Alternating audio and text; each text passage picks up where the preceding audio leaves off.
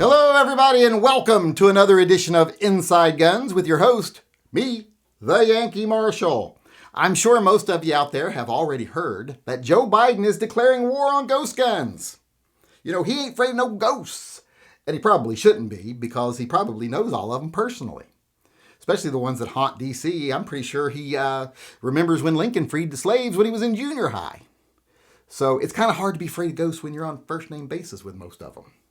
So I do believe that he ain't afraid of no ghosts. Although I don't know if he probably understands what ghost guns are. When someone said talked to him about the problem with ghost guns, he probably thought, I've never seen Casper have a gun, but that probably would be a problem because he's just a kid. But let's say he does understand the problem. And for those of you out there that don't understand what ghost guns are, I will explain it here quickly. Just because I know what they are, I assume everyone else knows. Just because I know everything, I assume everybody knows everything. But ghost guns are basically guns with no serial numbers. Nowadays, they're talking mostly about polymer 80s and 80%ers. That's what they're talking about when they're talking about ghost guns. These kits you can buy at a store with no background check, take it home, put it together, have a gun, even if you're a felon. That's what they're talking about when they're talking about ghost guns. And when they're wanting to take ghost guns away, that's what they're wanting to take away, 80%ers. Now, they will trap you into an argument of you having to say, ghost guns can't be got by felons and they don't contribute to crime. Even though there's no evidence that they actually do contribute to crime in any meaningful way. The FBI and DOJ are claiming they do, I guess, but I haven't seen any proof of that. When I see proof of that, that'll be one thing. But for now, it's just mostly what I've seen is hearsay and propaganda from local sheriff departments, local police departments that are anti-gun anyway. Haven't seen any real statistics that show that ghost guns actually are contributing to violent crime in any major way. But that's what they're putting forward.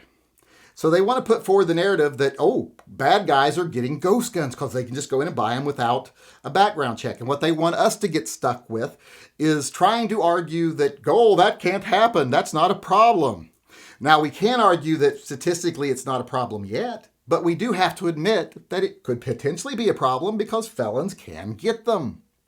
And if you accept that there are certain groups of people in society that shouldn't be allowed to have guns, well, then you have to accept that they shouldn't be allowed to get those. Therefore, the government has to have some way to regulate any gun that's on the market, or else bad people will get them.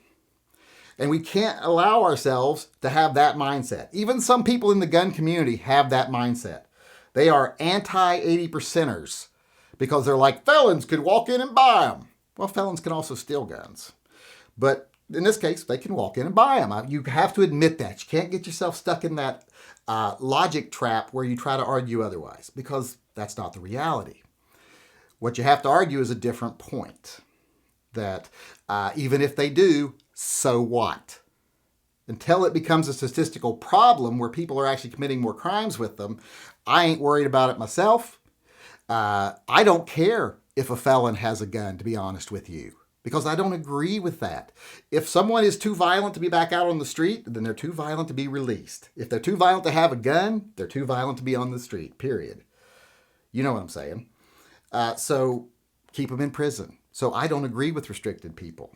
I also don't agree with the government tracking every gun. I don't like background checks because, like I say, if you're a free person, you should be able to have a gun. That's my own personal opinion. Now, I also don't like 80%ers, but that's because I'm lazy and I don't want homework from a manufacturer. If I give you money, you give me gun, go bang. Not give me parts of gun that I drill and slot together and probably fuck up. You give me gun, go bang. I give you money. That's the way I like it. That's why I don't like 80%ers. But nothing to do with bad guys are going to get them. Because bad guys get guns several different ways. And I've never seen any evidence that says that 80%ers are contributing in any significant way to crime. But like I said, we don't want to get stuck in the argument where we're arguing that 80%ers can't be had by bad guys. They can be. We have to acknowledge that. The argument should be, why are there bad guys on the street? Why are felons on the street that can't have guns? If they can't be trusted, why are they not in prison? Why haven't you as a politician solved this problem? Because we could easily keep everyone who is a violent, irredeemable offender in prison, no problem at all, if we stopped the for-profit prison system that likes to keep low-level offenders because they're easy to take care of and easier to profit off of, and likes to put dangerous people that are a threat to their profits and their employees back out on the streets. If we got rid of that problem, we could keep people that did not show any improvement or any steps towards rehabilitation. We could keep them in prison till they did, even if it was forever. So we say to them, we should be saying to them, not that, oh no, there's no way a felon can get these guns. We should be saying, why are there violent felons on the streets that can't be trusted with their rights? That's where you steer that argument. But there's also other groups that they use to try to scare people. If you ever notice it, that's what the government does. They create scary groups so that you can be tricked into surrendering your rights. Because when you surrender 80%ers, you're really surrendering your right to produce a firearm on your own with no serial numbers. It's a right you've always had, and it's a right you should not give up. And when you turn against 80%ers, that's the right that goes away. Because the way they get rid of 80%ers is saying you can't make guns without serial numbers, and you have to register them, and you have one, you're in trouble. That's a right you've always had, and it hasn't been an issue. But they're trying to make an issue out of it so they can strip you of that right. So when you're against 80%ers, you're really against a right that you've had forever in this country. Don't let them fool you into think you're just against manufacturing 80%ers, because that's not how they take care of the problem. But like I said, the problem isn't the gun itself, it's the why are there felons on the street that can't be trusted? If they try to get you in that argument, you say, yeah, bad guys could use 80%ers. They could get them without background checks. Doesn't seem to be a major problem right now. And they can also steal guns. But seems like the real problem is the fact that there are a lot of dangerous felons that shouldn't have guns roaming the street. That's supposed to be your job. Take care of that. Why haven't you? That should be the argument there. But you know, the government creates all these subgroups that you're afraid of to justify taking your rights from you. Like I was saying earlier.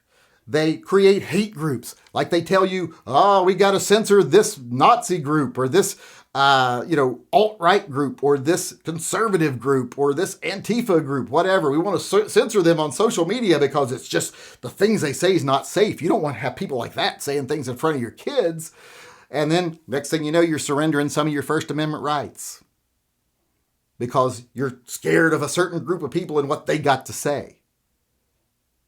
No, that's not what we should be doing.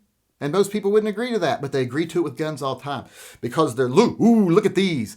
Look at these scary people. You don't want them having guns, do you? You want to make it to where it's more difficult to get a gun and the government knows who has them so that these scary people don't get a hold of them, right? And people go, oh yeah, I don't want those scary people. Yeah, those scary people should be allowed to have guns. And if those scary people for some reason can't be trusted with guns, like say they're inner city kids who usually turn to gangs, the problem there isn't that they exist and that we should allow the government to regulate our rights because of that. It's why are they in that situation? Why is it inner city kids still have to turn to gangs? You're a politician. Why haven't you fixed these problems? Why don't people have better education opportunities, better employment opportunities? Why aren't crumbling infrastructures of cities being taken care of? This country's producing more billionaires than ever, and the billionaires we have are making more profit than ever. So you can't say, well, there's just not enough money around to do this, because there's tons of money around. There's just not a will to do it. You like to keep these subgroups of people that you can scare other people with so that you can justify violating their constitutional rights. And I, for one, am tired of it.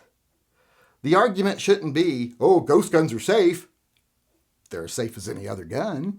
And the argument shouldn't be, oh, but bad people can get them. Well, bad people can get any gun. They can just get these probably a little easier. Like I said, so far hasn't been a real problem.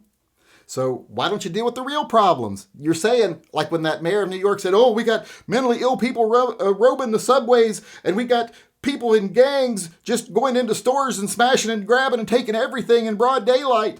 We need to get rid of guns. How does getting rid of guns solve either of those things? What you should be talking about when they get into an argument with you is, why aren't you fixing the mental health system? Why aren't you giving people better opportunities? Why aren't you making society better? Instead of just trying to say, we're trying to make it safer so you'll be safe. Safety is not what people should be looking forward to. Safety is something you provide yourself usually. What society needs to provide is opportunity. And then you're mostly going to be safe, because when people have opportunities, they don't usually do bad things. Usually if they do bad things, if they have opportunities, it's just against each other. When they have intimate relationships with each other, because that's where most violence comes from, that interpersonal stuff. So people on the street having a gun. Doesn't even matter. If every gangbanger in New York was armed tomorrow, it probably wouldn't affect 99.9% of the population. It would just mostly affect other gangbangers. But they don't like you to know that. They want you to be scared of that group, and you don't want them to have guns.